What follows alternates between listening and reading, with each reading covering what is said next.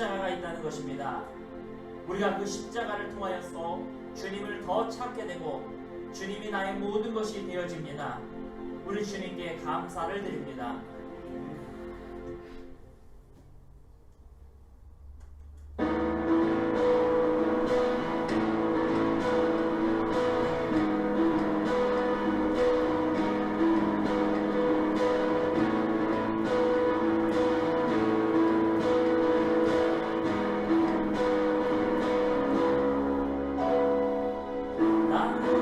주의 사랑 산과 바다에 넘치니 내 마음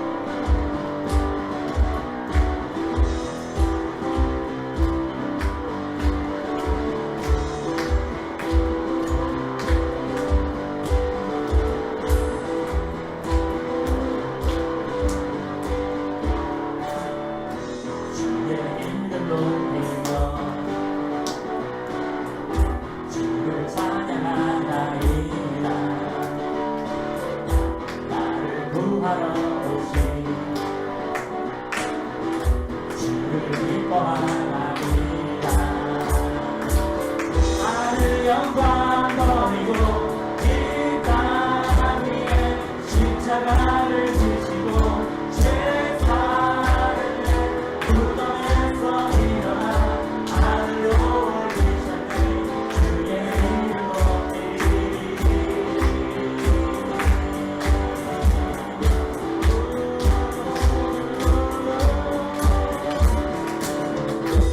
주의 이름 높이며 주를 찬양하나이다. 나를 구하러 오신 주를 기뻐하나이다.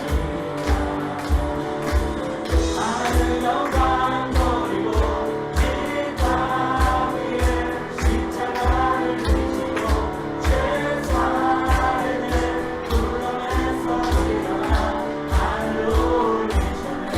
주의 하늘 영광 버리고 이 땅 위에 십자가를 지시고 죄 사하는 무덤에서 일어나 하늘로 올리셨네. 주의 이름 높이리.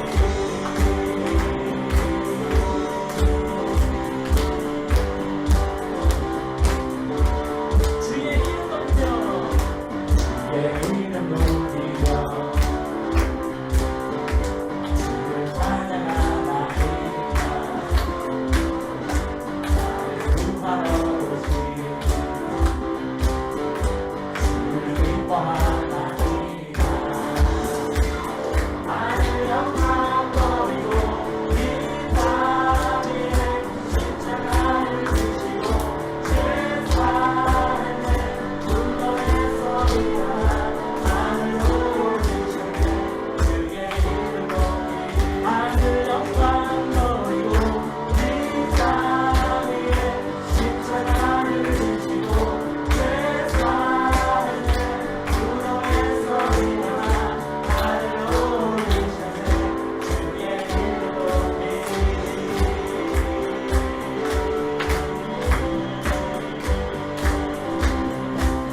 할렐루야! 그 주님께 영광의 박수를 올리겠습니다. 하나님 감사합니다.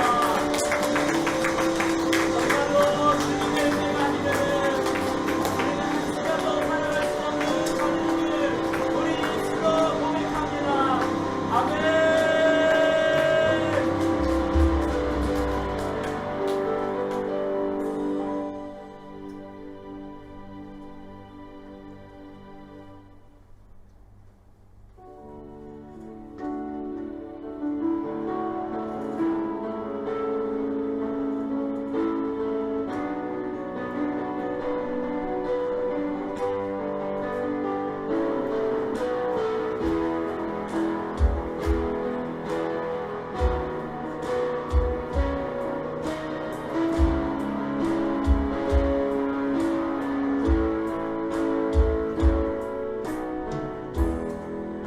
주님 손에 맡겨드리니 나의 삶 주님께. 주님 손이 나의 삶 붙드네. 나 주의 것 영원히.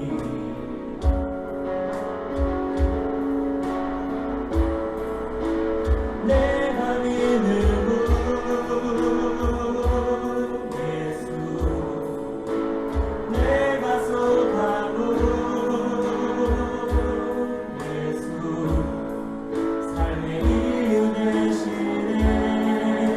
내 노래 되시네.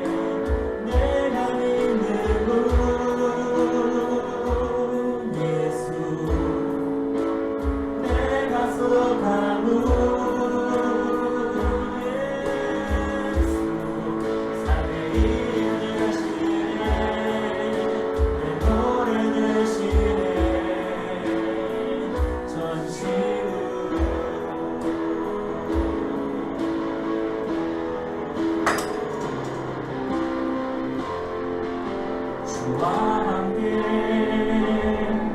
걸어가리라. 모든 일을 주실래. 주 뜻 안에 나 살아가리. 주의 약속은 영원해.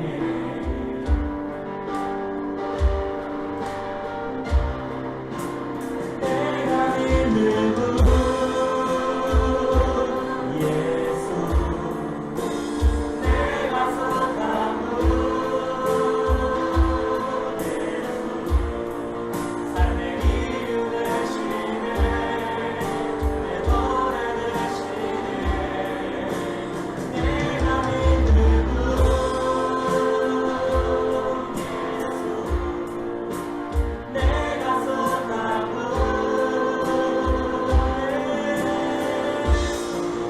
삶의 이유 되시네. 내 노래 되시네. 전심으로 주와 함께 걸어가리라.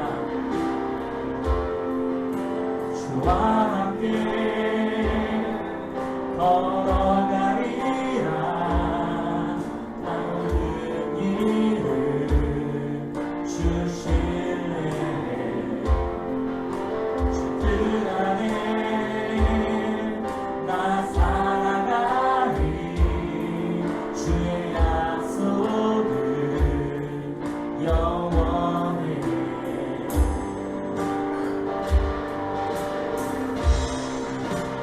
내가 믿는 분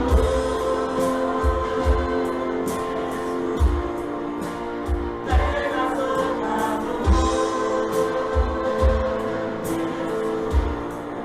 삶의 이유 되시네. 내 노래 되시네. 내가 믿는 분 예수, 내가 속한 분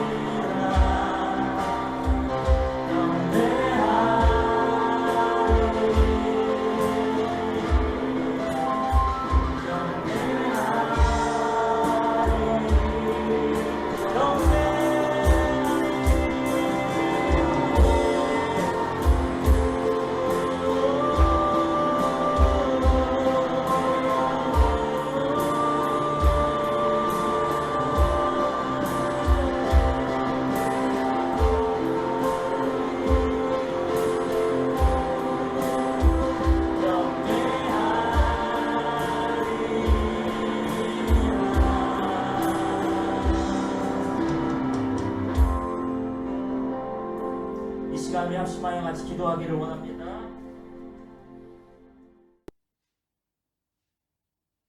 마태복음 19장 16절에서 22절까지의 말씀 우리 한 목소리로 같이 봉독하겠습니다. 어떤 사람이 주께 와서 이르되 선생님이여 내가 무슨 선한 일을 하여야 영생을 얻으리이까? 예수께서 이르시되 어찌하여 선한 일을 내게 묻느냐? 선한 이는 오직 한 분이시니라. 내가 생명에 들어가려면 계명들을 지키라. 이르되 어느 계명이니까? 예수께서 이르시되 살인하지 말라, 간음하지 말라, 도둑질하지 말라, 거짓 증언하지 말라, 내 부모를 공경하라, 내 이웃을 내 자신과 같이 사랑하라 하신 것이니라. 그 청년이 이르되 이 모든 것을 내가 지키었사온데 아직도 무엇이 부족하니까? 예수께서 이르시되 내가 온전하고자 할진대 가서 내 소유를 팔아 가난한 자들에게 주라. 그리하면 하늘에서 보화가 내게 있으리라. 그리고 와서 나를 따르라 하시니 그 청년이 재물이 많으므로 이 말씀을 듣고 근심하여 가니라. 아멘. 16절에 보시면 오늘 조금 좀 할 게 있네요. 자, 우리 16절에 보면 이렇게 써 있습니까? 이렇게 써 있습니다. 어떻게 하여야 영생을 얻으리까? 모세한테 물어본 것이 아니죠. 또 무슨 엘리야한테 물어본 것이 아니죠. 신약 시대에 예수님한테 여쭤본 것입니다. 근데 예수님이 뭐라고 말씀하시냐면요, 계명들을 지키라라고 말씀하신 거예요. 우리 주님께서 현대 복음 중에서 은혜로 구원받는다는 것을 이렇게 해석하는 사람들이 있습니다. 우리는 계명 지킬 거 하나도 없어. 계명을 누가 다 지켜? 우리는 예수 그리스도를 믿는 믿음으로 구원받는 거야. 이것이 현대에 들어온 변질된 복음입니다. 자, 그러면 무슨 계명을 지켜야 되냐면요, 예수께서 이르시되 18절에 살인하지 말아라, 간음하지 말아라. 자, 우리 예수님께서 말씀하시는 살인은 형제에 대하여 노하는 자마다 이미 살인하였느니라, 이거죠. 간음하지 말아라, 여자를 보고 음욕을 품는 자마다 이미 간음하였느니라, 이거죠. 도둑질하지 말아라, 남의 것을 탐하는 자마다 이미 우상 숭배했다, 이거죠. 거짓 증언하지 말아라, 예할 때 예하고 아니오할 때 아니오해라. 거짓 증언하지 말아라. 여러분, 거짓말을 하면 지옥에 간다는 거 아십니까? 19절에 내 부모를 공경하라. 부모 공경하지 않으면 지옥에 간다는 거 아십니까? 내 이웃을 내 자신과 같이 사랑하라. 자, 이것을 우리 예수님은요, 율법을 완성하러 오셨다라고 얘기하셨습니다. 그렇기 때문에 우리는 이런 거 하나도 안 지켜도 된다? 율법을 1.1획이라도 삭제하는 자는 천국에서 지극히 작다 일컬음을 받게 될 것입니다. 그러면 어떻게 우리가 이 율법을 지킬 수가 있느냐 하는 것입니다. 이것이 구약과 신약의 차이점이에요. 자, 구약이든 신약이든 간에 구약은 율법을 제시하고 율법을 지키라 그러셨고, 신약은 제시된 율법을 완성하라 그러셨어요. 그러면 물론 그 율법의 완성은 우리 예수님이 하셨지만 이것이 무슨 차이가 있느냐? 구약은 내 힘으로 싸웁니다. 내 힘으로 이 율법을 지켜야 되고 이 계명을 지켜야 됩니다. 이것을 가리켜서 성경에서는 율법 아래에 있는 사람이라고 얘기하는 겁니다. 제가 생각해도 우리 지금 교회 설교가 처음 듣는 사람들은 하나도 못 알아들을 것 같아요. 무슨 얘기하는 건지. 막 이것저것 막 연결시켜가지고 얘기를 하고 있기 때문에 그렇겠구나 하는 생각이 드네요. 갑자기 십계명 얘기하다가 예수님 산상수훈하고 또 연결시키고, 예수님이 지금 산상수훈 다음에 이 말씀을 하신다는 얘기는 뭐예요? 산상수훈의 기초에서 말씀하신다는 얘기죠. 마태복음 5장을 건너뛰어서 산상수훈이 있었던 마태복음 5장을 건너뛰어서 마태복음 19장을 말씀하신다는 것은 이건 산상수훈을 기초로 한 거죠. 마태복음 5장 6장에 나오는 산상수훈은 10계명을 주님께서 풀어 쓴 거잖아요. 그리고 또 율법 아래 또 은혜 아래 이렇게 얘기를 하니까 여러 가지로 바울 서신하고 또 지금 연결지어가지고 얘기하고 있잖아요. 아, 그럴 수도 있겠다. 처음에는 무슨 얘기인지를 못 알아들을 수도 있겠다는 생각도 듭니다. 계속 반복해서 들으시면 듣습니다. 아마 이 설교를 계속 들어오셨던 분들이나 우리 교회 성도들은 무슨 말 하는지 아시겠죠? 그래서 구약은요, 자기 힘으로 이거를 지키는 것입니다. 자기 힘으로 죄와 싸우는 것입니다. 근데 신약은 뭐냐면요, 죄와 싸우는 거는 똑같은데 돕는 이가 계셔요. 그분이 누구냐면 성령이라는 것입니다. 그래서 죄와 싸워서 승리에 갈 수 있다는 것입니다. 그럼 이제 물어보는 거죠. 그러면 이 계명 중에 하나라도 어기면 지옥 가겠네요? 자, 신약에 있어서의 율법의 완성은 우리 주님께서 하셨습니다. 물론 우리는요, 내가 온전하니 너희도 온전하라. 우리의 목표는 온전을 향해서 가야 됩니다. 그러나 지난 시간에 우리가 증거했듯이 거듭남과 성화의 차이점이 있다는 것입니다. 우리가 부모로부터 태어나게 되면은 태어날 때마다 우리는 본성이 하나씩 생기는 거죠. 부모로부터 태어나면 죄의 본성이 생깁니다. 이것을 가지고 성경에서는 전적 타락이라고 얘기하고 또 원죄라고도 얘기합니다. 그러나 성령으로 다시 태어나게 되면, 요번에 육으로 태어나는 것이 아니라 영으로 태어나게 되면 새로운 본성이 생기는데 그것이 거룩의 본성입니다. 그래서 이 거룩의 본성이요, 이 죄된 본성을 이기는 거예요. 그래서 우리는 죄를 점령해 나가게 되는 것입니다. 이것이 바로 은혜 아래에 있는 사람이에요. 은혜 아래에 있는 사람. 자, 이것이 복음의 가장 기초 중에 기초인 것입니다. 그러므로 우리는 죄와 싸울 필요 없다라고 얘기하는 사람은요, 변질된 복음이죠. 거듭남이라고 하는 것은 내 안에 거룩의 본성이 생기는 거예요.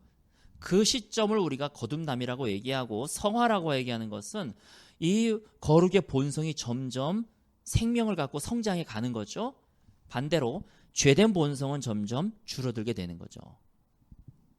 그래서 내 안에 생명이 점점 성장해 가지 않는다면, 즉 내 삶에 변화가 없다면, 다른 말로 표현하면 죄에서 승리하는 경험이 나에게서 늘어나지 않는다면 그 사람은 과연 거룩한 본성이 생겼는지를 다시 물음표해야 된다는 얘기예요.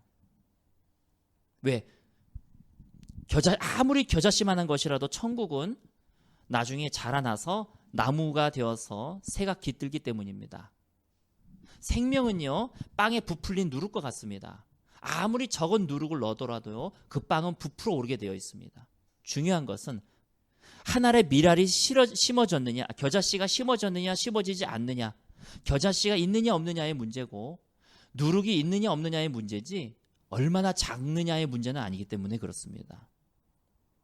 우리가 성화되어 가지 않는다면, 우리가 죄에 싸워서 승리하는 경험이 점점 커져가지 않는다면 우리 안에는 없다는 거예요.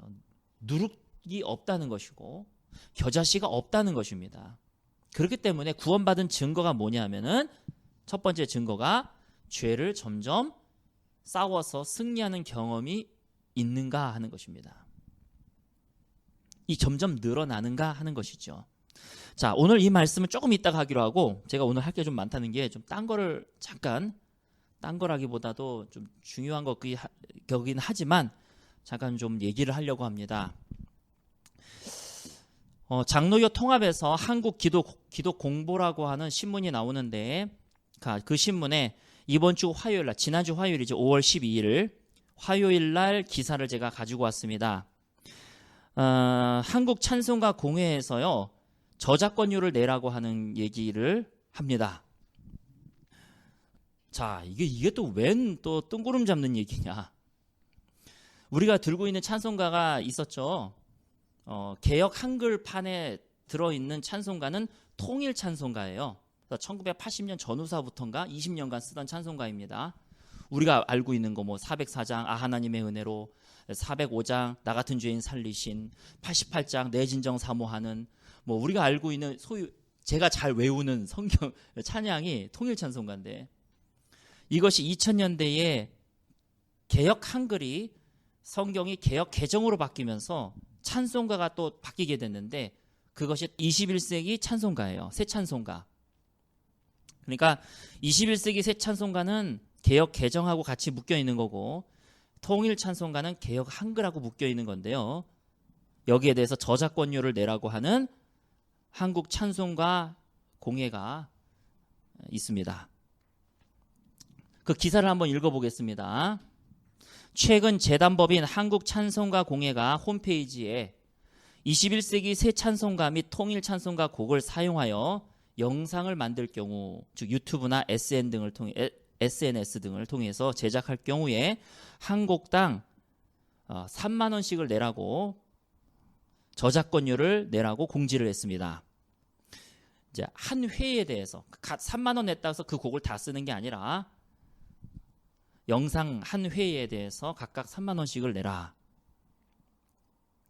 내가 찬송가를 유튜브로 배경음악으로 삼고 싶다? 그럼 3만 원 내야 되는 거죠.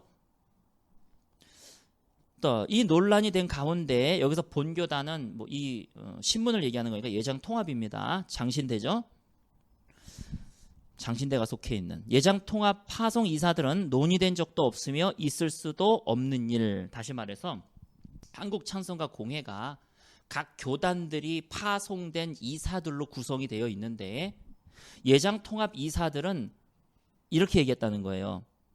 논의된 적도 없고 있을 수도 없는 일이라고 얘기했다는 겁니다. 현재 찬송가 공회는 논란이 계속되자 영상물에 관한 저작권료 명시 부분을 삭제하고 찬송가 공회로 문의 주시기 바랍니다. 즉 찬송가를 가지고 영상을 만들 경우에는 찬송가 공회로 문의해라, 이렇게 했다는 거죠. 찬송가 공회의 저작권과 관련해 일부 교회들은 코로나19 확산으로 온라인 예배로 전환하고 유튜브나 SN 등으로 예배를 드리는 상황에서 자칫 저작권 논란에 휩싸일까 고심하고 있는 상황이다. 지금 우리가 아 하나님의 은혜로 유튜브 방송했잖아요. 그러면 3만 원 내야 되는 거죠.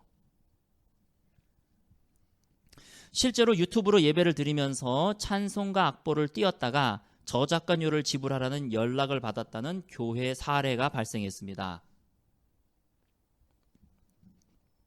문제가 심각합니다. 도대체 저 사람들의 머릿속에는 뭐가 들어있는지를 모르겠습니다. 복음을 전파하라고 하는 건지, 예배를 드리라고 하는 건지, 자기네들은 그래 그 성도들의 낸 헌금을 가지고 자기네들 먹겠다는 거죠. 각 교단에 파송된 이사들이 모여서 한다는 짓거리들이 저런 것들입니다. 통합 측에서는 우리는 그런 적 없다라고 얘기하지만, 제가 좀 이따 얘기하려고 그랬지만 이사회 한두 번 합니까? 대학 이사회를 하든 뭐 회사에서 이사회를 하든 협회에서 이사회를 하든 나는 전혀 들은 적도 없고 모르는 일이다, 이게 가능한 얘기라고 생각합니까? 목회자들이 왜 이렇게 거짓말을 합니까? 자기 발뺌해놓고 저작권 통과시키면 얻어먹으려고 하는 겁니까? 이게 지금 말이 된다는 얘기, 이걸 갖고 국민들이 속을 거라고 생각합니까?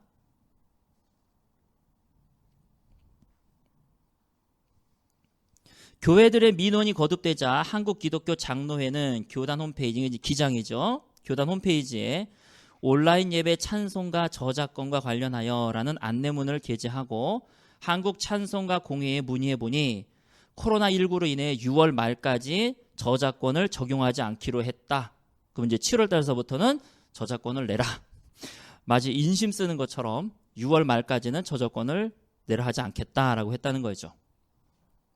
자, 이렇게 1차 공지를 했다가 이후 저작권 논란이 계속 거세지자 찬송가 공회 측이 교회와 교단의 문제 제기 상황을 충분히 인식하고 빠른 시기에 이사회를 통해 결의된 내용을 안내하겠다고 했다며 3차 안내문을 공지했다. 이러한 일련의 상황들에 대해 공동이사장 오창호 목사, 본교단은 예장 통합을 얘기합니다. 한국교회를 위한 찬송가 공예가 한국교회를 대상으로 돈 받는 일은 있을 수 없는 일이라면서 논의 자체가 없던 일이고 일부 이사들과 실무자들의 오해에서 비롯된 일. 제가 조금 강하게 얘기하죠. 이런 거짓말하면 좋겠습니까? 어떻게 일부 이사들이 전체를 끌고 갈 수가 있습니까? 이사 결의 한두 번 해봅니까?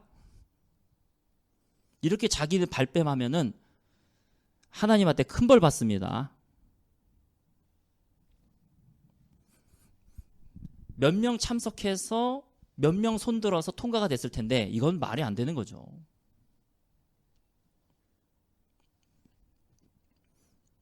논의 자체가 없던 일이고 일부 이사들과 실무자들의 오해에서 비롯된 일이라며 저작권료 지불에 반대 입장을 밝혔다. 자기는 그렇게 발뺌을 해야 되겠죠. 오 목사는 또 복음 전파나 선교의 목적으로 사용되는 경우에는 절대 불가할 것, 복음 전파나 선교의 목적으로는 불가할 것이라는 입장을 거듭 강조했지만, 그 다음에 또 읽어볼게요. 본교단 파송 이사 이승철 장로도 우리 교단에서는 상상할 수 없는 일이고 반대 입장을 밝혔다. 물론 저작권료가 나오면 본인은 받아 먹겠지만. 넘어가겠습니다. 찬송가 저작권, 왜 그러냐면 그 뒤에를 보시기 바랍니다. 찬송가 저작권은 한국 교회에 있습니다. 이건 정확한 겁니다. 저작권을 가지고 있는 한국 교회가 한국 찬송가 공예에 돈을 저작권을 가지고 있는 사람이 저작권료를 내게 되는 상황이 된 것입니다. 찬송가 저작권은 정확하게 한국 교회가 가지고 있습니다. 이건 교회, 우리가 가지고 있는 거예요. 그래서 찬송가 공예 정관에도 찬송가의 저작권이라는 저작권리는 근본적으로 찬송가 공예 설립 교단들에게 있다. 즉 교단에 속한 교회들에게 있다라고 명시하고 있습니다. 그러나 찬송가 공예 홈페이지를 들어가면 얘기가 달라집니다. 재단법인 한국찬송가 공예는 21세기 새 찬송가와 통일 찬송가의 저작권자다라고 홈페이지에는 써 있다는 거예요. 그래서 찬송가 저작물을 이용하려면 저작권자의 이용 허락을 받아야 하며 찬송가 공예 저작권 징수 규정에 따라 저작권료를 지급해야 한다라고 홈페이지에는 밝히고 있습니다. 물론 찬송가 공예는요 상업적인 용도에 한해서라고 얘기하지만, 아니 찬송가를 상업적으로 쓴다는 게 무슨 얘기입니까? 자, 이렇게 상업적인 용도에 한한다라고 얘기하지만 눈 가리고 아웅이 그 다음에 보시면 21세기 새 찬송가가 가사나 악보를 PPT나 자막기 등을 통해서 예배 시 사용하는 것을 저작권을 받겠다라고 얘기한 거예요. 영상물을 통해서 나간 것을 받겠다는 것뿐만 아니라 새 찬송가 가사 혹은 악보를 PPT나 자막기를 통해서 예배 때 사용하는 것도 저작권 허락을 받아야 한다라고 명시하고 있다는 겁니다.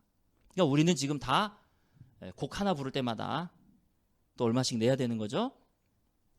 이렇게 하고 있는데 난 몰랐다? 난 이사회인데 나는 몰랐다? 어쩌면 그렇게 목사님들이 거짓말을 합니까? 홈페이지 들어가면 다 나오는데 몰랐다? 바보들만 뽑나?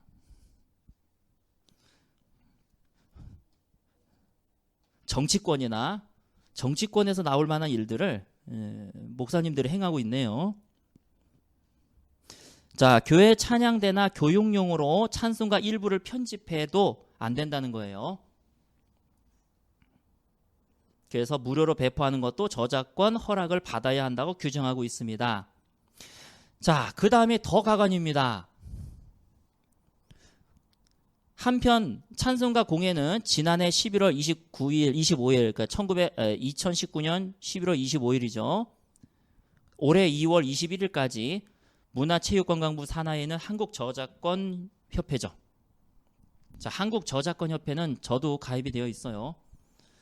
저는 2002년에 가입을 했습니다. 그래서 조금이나마 저작권료가 뭐 100원 이렇게 들어오고 있어요, 매달마다. 그래서 이 사람들을 제가 조금은 압니다. 여기에 넣었다는 얘기는요, 이제 이 저작권의 징수를 저작권 협회가 해달라는 얘기예요. 내가 징수하러 다녀도 되는데 저작권 협회에서 이 징수를 좀 담당해 주고 그 징수와 보관의 수수료 일부를 몇 퍼센트가 이렇게 정해져 있어요. 그 몇 퍼센트의 수수료를 한국 저작권 협회에다가 주는 거고 나머지는 내가 내 통장에 다 들어오는 겁니다.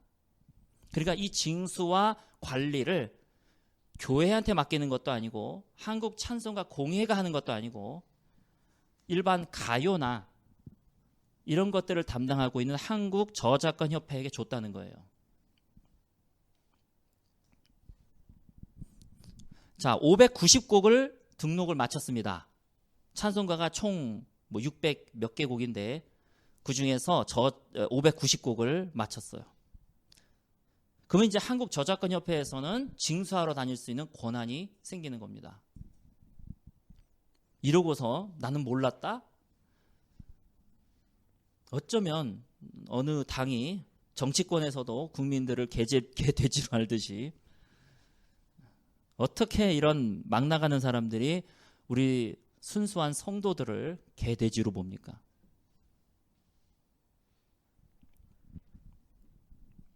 한국저작권협회에 따르면 저작권 등록을 마친 창작물은 유튜브나 SNS 등 영상에서 음원 사용 및 악보 게재 시 적절한 비용을 제시해야 하지만 협회의 경우 협회 단체가 일정의 사용료를 지불하거나 협회 결의에 따라 비용 청구를 하지 않을 수도 있다. 이건 그냥 눈 가리고 아웅의 얘기니까 이건 별 귀담아 들을 거 없습니다. 마치 세금 징수하는 정부에서 목회자의 사례비만 우리는 관할한 것이다 라고 얘기하지만 목회자 사례비를 보려면 교회 장부를 봐야 되잖아요. 그거랑 똑같은 거예요. 이거는 언제든지 변경할 수 있고 언제든지 바뀔 수 있고 중요한 것은 한국음악저작권협회에 찬송가에 있는 곡 중에 590곡이 등록을 시켰다는 얘기는요. 그도 3달간 거쳐서 그 징수할 수 있는 권한을 맡기는 거예요. 그리고 수수료만 너네들이 먹고 나머지는 우리 줘라 이런 얘기입니다. 어떻게 이제는 찬송가도 마음대로 부를 수 없는 세상으로 가게 되는지. 자, 이렇게 썩어지는 이유가 무엇입니까? 그 개척교회들, 작은 교회들, 우리 한국의 70%가 작은 교회인데 그래 호주머니에 그 돈을 빼가지고 자기네들 배를 불리겠다는 것인지 알 수가 없습니다. 요새는요, 유튜브로 선교하는 것이 상당히 중요합니다. 이 유튜브는 공산국가까지도 퍼져 있기 때문에 이슬람까지도 퍼져 있기 때문에 유튜브 영상을 가지고 선교하는 것은 상당히 중요합니다. 자, 벌써 이것만 하니까 12시 반이 돼가네. 큰일 났네. 자, 하나만 더 할게요. 가지고 왔으니까. 자, 이거와 더불어서 지금 EDM이라고 하는 장르가 지금 생겨나고 있습니다. EDM이라고 하는 거, Electronic Dancing Music 이래가지고 클럽, 나이트 클럽 같은 데서 이렇게 DJ들이 기계를 가지고 막 이렇게 돌려가면서 이런 걸 가지고 EDM이라고 얘기하는데, 뭐 강남이나 압구정이나 홍대나 이런 클럽 음악을 얘기해요. 그거를 좋은 말로 EDM 이렇게 얘기합니다. Electronic Dancing Music. 춤추기 위해서 전자로 뭐 이렇게 조작한다는 거죠, 음악을.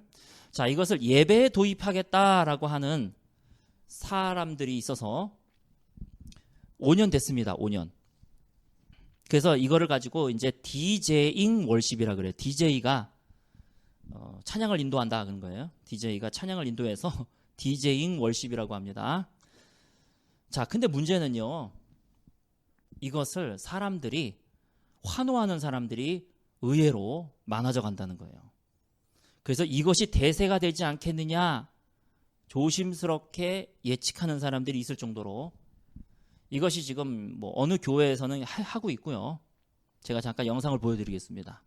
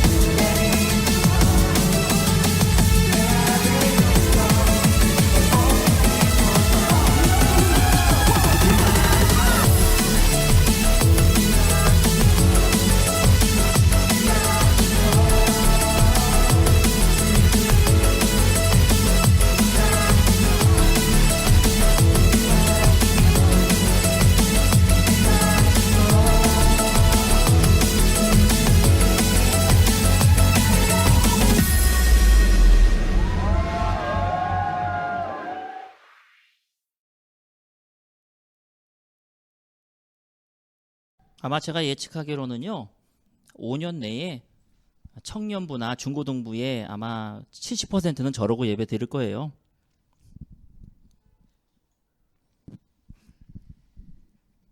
왜 저런 짓들을 합니까? 저게 하나님 앞에 올려드리는 예배다? 제가 보기에는 그냥 내 기분 풀고 잠깐만 뭐 말할 것이 없습니다. 보기도 힘듭니다. 예배 시간에 보기도 힘든데 저거를 지금 교회들이 행하고 있다는 거예요. 자랑스럽게 유튜브에 올려놓고 사람들을 모집하고 있습니다. 우리 교회 와서 예배드리라고. 그래서 사람들 얘기를 들어보면 자신의 달란트로 저렇게 찬양을 하는 건데 뭐가 문제냐? 전 달란트가 저 사람의 달란트가 저렇게 찬양 인도하는 거니까 저 사람의 달란트를 살려줘야 된다. 그럼 내가 도둑질하는 달란트가 있으면 도둑질 하겠습니까?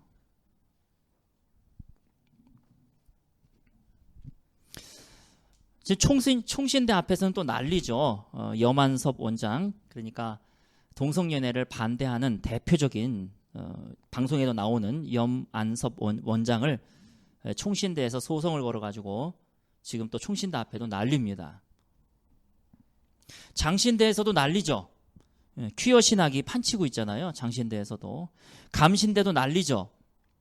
우리 퀴어 축제 하게 되면은 그 사람들 예배 드린다고 사제복 입고 와가지고 동성연애자들하고 예배 드리는 데가 감신대잖아요. 한국기독교교회총연합회 NCCK도 난리죠. NCCK 총회하게 되면은 무당 데리고 가서 굿합니다. 이게 한국기독교교회총연합회에서 하는 예배 짓거리들이에요.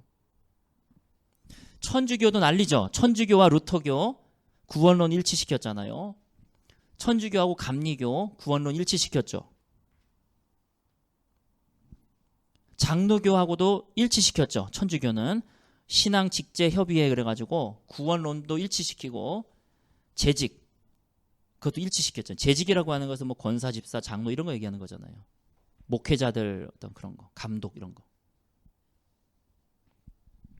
WLI도 난리죠.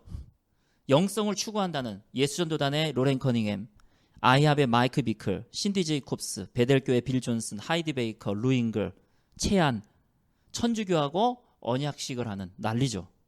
왜 이렇게 됐습니까?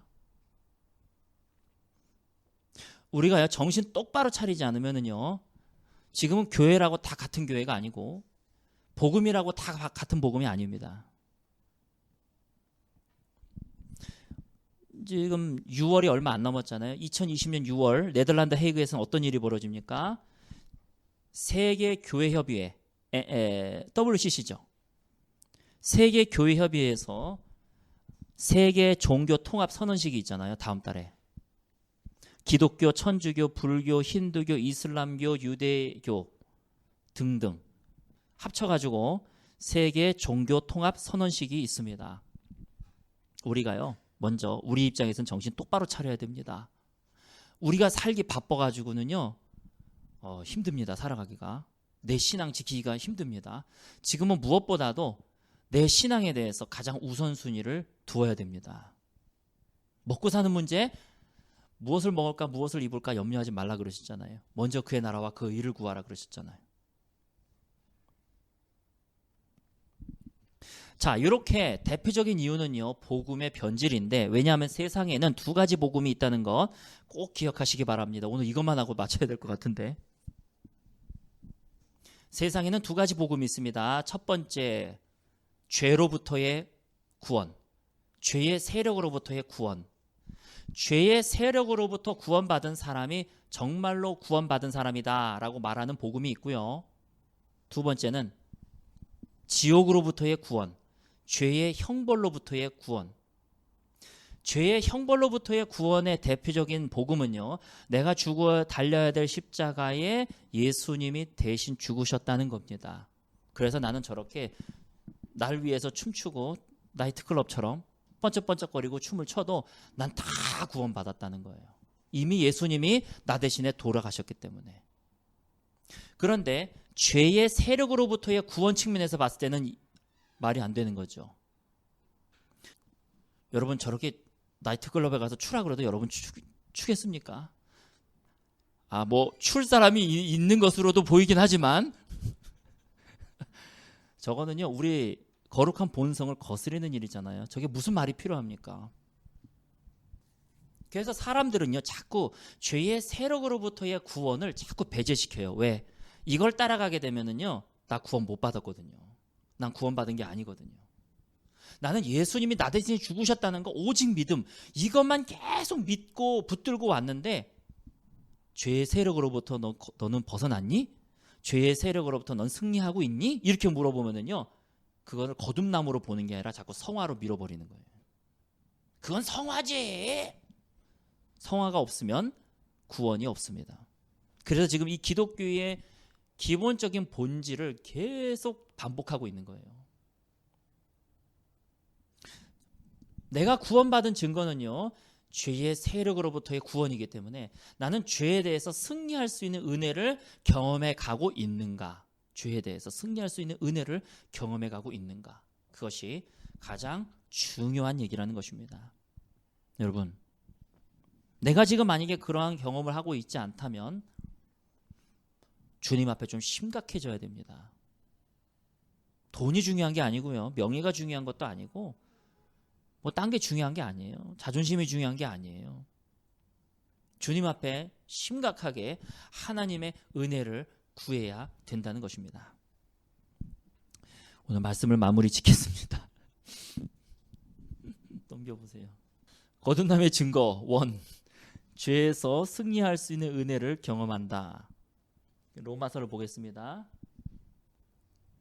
그러므로 너희는 죄가 너희 죽을 몸을 지배하지 못하게 하여 몸의 사욕에 순종하지 말고, 우리 로마서 6장 12절에서부터 14절까지 우리 한 목소리로 같이 봉독하겠습니다. 그러므로 너희는 죄가 너희 죽을 몸을 지배하지 못하게 하여 몸의 사욕에 순종하지 말고, 또한 너희 지체를 불의의 무기로 죄에게 내주지 말고, 오직 너희 자신을 죽은 자 가운데서 다시 살아난 자 같이 하나님께 드리며 너희의 지체를 의의 무기로 하나님께 드리라. 죄가 너희를 주장하지 못하리니 이는 너희가 법 아래에 있지 아니하고 은혜 아래에 있음이라. 아멘. 이거는 구원입니다. 법 아래에 있지 아니하고 은혜 아래에 있다는 얘기는요, 법 아래에서 은혜 아래로 옮겨졌다는 얘기잖아요. 이게 성화가 아니라 이건 구원이에요. 구원받은 자는 죄가 주장하지 못하게 된다. 즉 죄에서 승리할 수 있는 은혜를 주님께서 주신다는 것입니다.